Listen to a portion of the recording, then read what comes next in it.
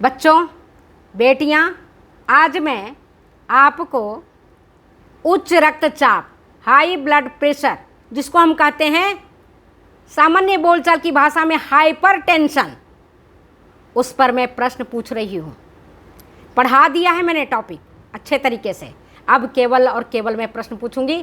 प्रश्न क्या है सुनो ध्यान से, और आंसर नहीं बताऊंगी आज, बिल्कुल नहीं बताऊंगी, क्योंकि अगर आपने मेरी वीडियो को ध्यान से पढ़ा है, ध्यान से देखा है, ध्यान से सुना है, तब तो आप आंसर इसका दे देंगे। अगर नहीं सुना है तो फिर से जाइए उस वीडियो को देखिए और फिर इसका आंसर दीजिए। चलिए क्वेश्चन पूछती हूँ। सामान्यतः पल्स दाब होता है कितना? सामान्यतः पल्स दाब होता है कितना? पहला 40 से 45 मिलीमीटर मरकरी, दूसरा 55 से 60 मिलीमीटर मरकरी, तीसरा 25 से 30 मिलीमीटर मरकरी, और चौथा है 60 से 65 मिलीमीटर मरकरी। सही उत्तर क्या है? नहीं बताऊंगी आज, ये भी प्रश्नों की बौछार है, क्योंकि मैं पढ़ाते जाऊं और अब पढ़ो नहीं, मेहनत गई बेकार, है ना। तो जितना मेहनत मैं करती हूं उतना और उससे अधिक अगर आप मेहनत करोगे, एक सीट पक्की आपकी, कोई रोक ही नहीं सकता। नेक्स्ट क्वेश्चन, उच्च रक्तचाप के लिए सबसे ज़्यादा खतरनाक है क्या? सिस्टोलिक रक्तचाप का बढ़ना, दूसरा डायस्टोलिक रक्तचाप का बढ़ना, तीसरा पल्स दाब का बढ़ना, और चौथा उपरोक्त में से कोई नहीं। सही उत्तर क्या है? सही उत्तर बताइए। उच्च रक्तचाप के लिए ज़्यादा खतरनाक क्या है? सिस्टोलिक रक्तचाप का बढ़ना। सिस्टोलिक रक्तचाप मैंने खूब अच्छे से पढ़ाया है कि जब हार्ट संकुचित होता है, वेंट्रिकल संकुचित होता है, तो उस समय जो दाब बनता है उसको कहते हैं सिस्टोलिक ब्लड प्रेशर। हार्ट जब फैलता है, हृदय का जब प्रसारण होता है, आलिंद का जब प्रसारण होता है, तब उसको हम कहते हैं डायस्टोलिक ब्लड प्रेशर। तो सबसे ज़्यादा खतरनाक कौन सा है? सिस्टोलिक ब्लड प्रेशर का बढ़ना, डायस्टोलिक ब्लड प्रेशर का बढ़ना, पल्स दाब का बढ़ना, या उपरोक्त में से कोई नहीं। सही उत्तर क्या है बोलिए। नेक्स्ट क्वेश्चन, सामान्यतः रक्तदाब सर्वाधिक होता है कब? सामान्यतः रक्तदाब सर्वाधिक होता है कब? वृद्धावस्था में, किशोरावस्था में, युवावस्था में, या प्रौढ़ावस्था में? नेक्स्ट क्वेश्चन, जब परिनिक्षेपण रक्तचाप 90 से 105 मिलीमीटर मरकरी होता है तो ऐसा रक्तचाप को हम क्या कहते हैं? जब परिनिक्षेपण मतलब डायस्टोलिक ब्लड प्रेशर, जब डायस्टोलिक ब्लड प्रेशर 90 से 105 मिलीमीटर मरकरी होता है तो ऐसे रक्तचाप को हम क्या कहते हैं? बोलो। ऐसे रक्तचाप को हम क्या कहते हैं? मृदु प्रकृति का, तीव्र प्रकृति का, मध्यम प्रकृति का, या इनमें से कोई नहीं? सही उत्तर क्या है? सही उत्तर बताइए। नेक्स्ट क्वेश्चन, शैशवावस्था में परिनिक्षेपण रक्तचाप कितना होता है? शैशवावस्था में परिनिक्षेपण मतलब डायस्टोलिक ब्लड प्रेशर कितना होता है? 50 मिलीमीटर मरकरी पहला ऑप्शन, दूसरा 60 मिलीमीटर मरकरी, तीसरा 70 मिलीमीटर मरकरी, चौथा 90 मिलीमीटर मरकरी। सही उत्तर क्या है? नेक्स्ट क्वेश्चन,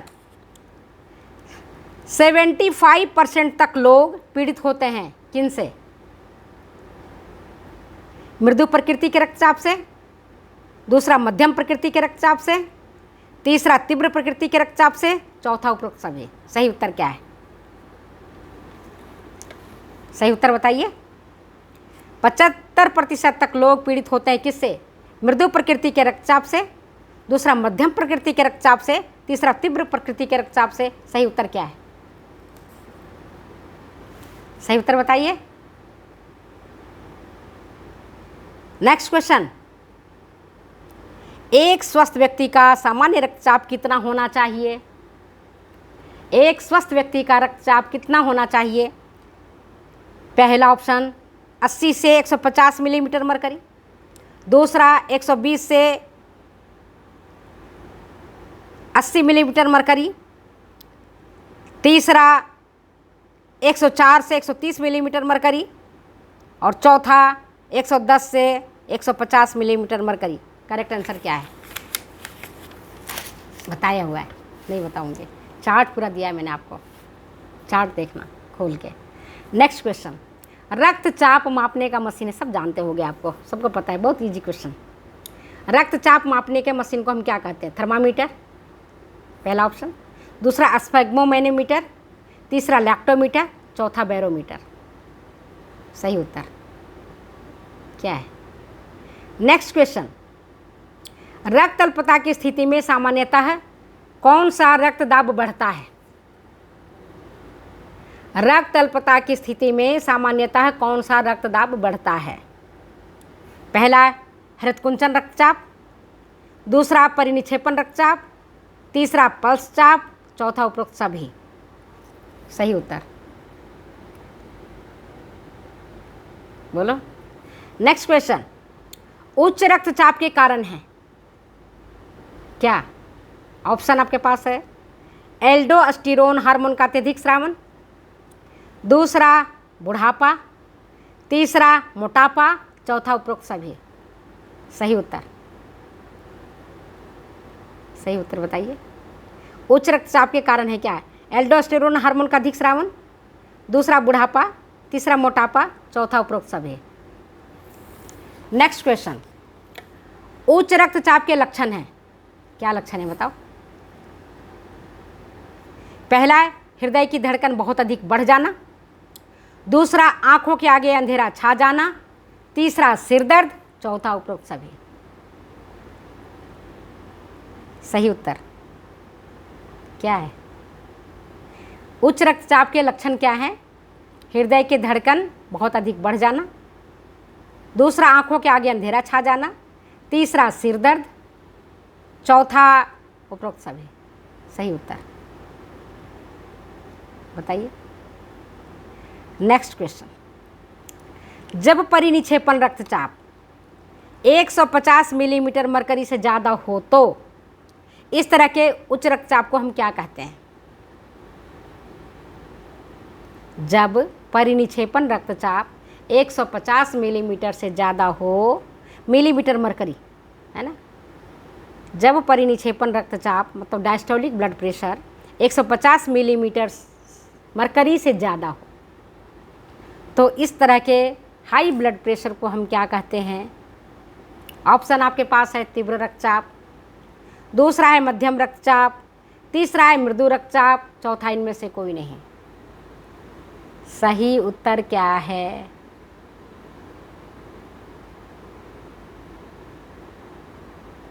नेक्स्ट क्वेश्चन, जब मोटापा से ग्रसित व्यक्ति को उच्च रक्तचाप है तब उसके आहार में कैलोरी की मात्रा होनी चाहिए कितना? क्वेश्चन फिर से सुनाती हूँ।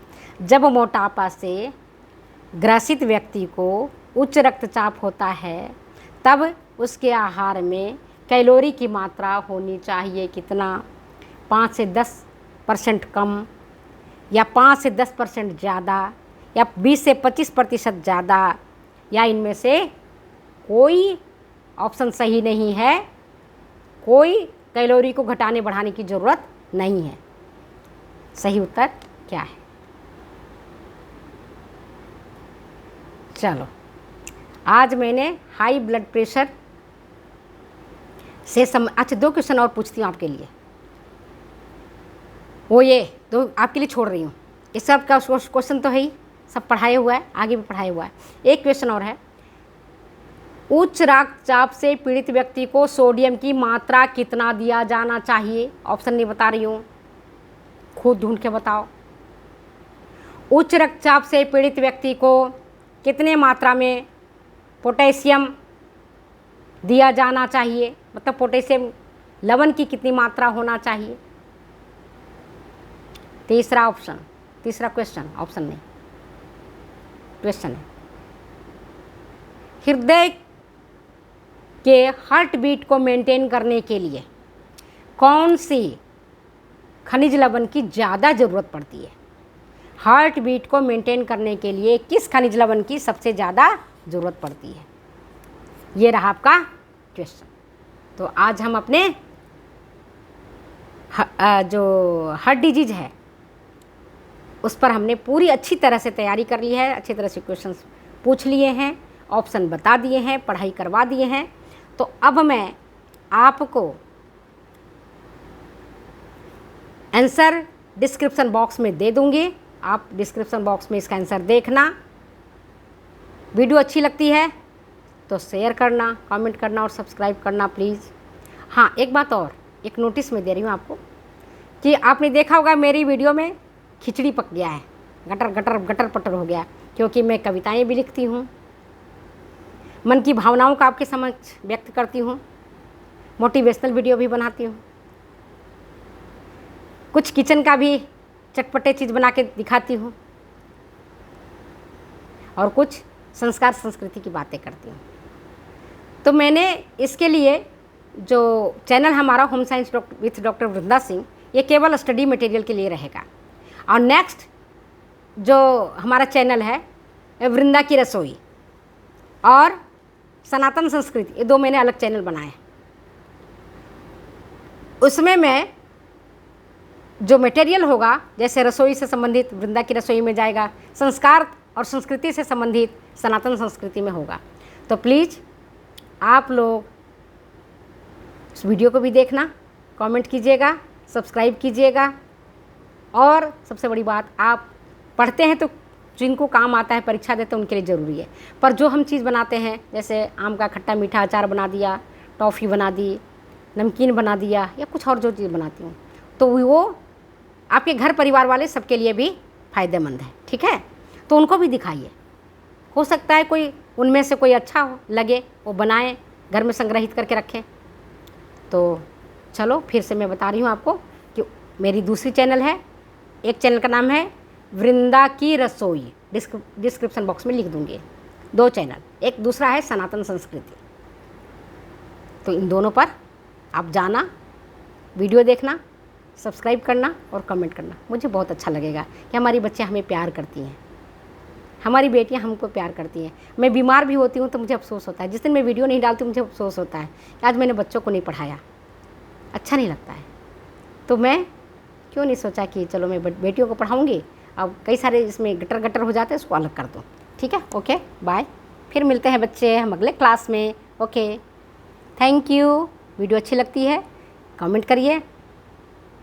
कई बच्चों ने लिखा है कि मुझे ड्राइंग वाला मैडम पढ़ा दीजिए, कुछ लिखा है मैडम हमें 2024 का RDA पढ़ा दीजिए। सबको पढ़ाऊँगी, है ना, एक एक करके। ठीक है, ओके, बाय बच्चे।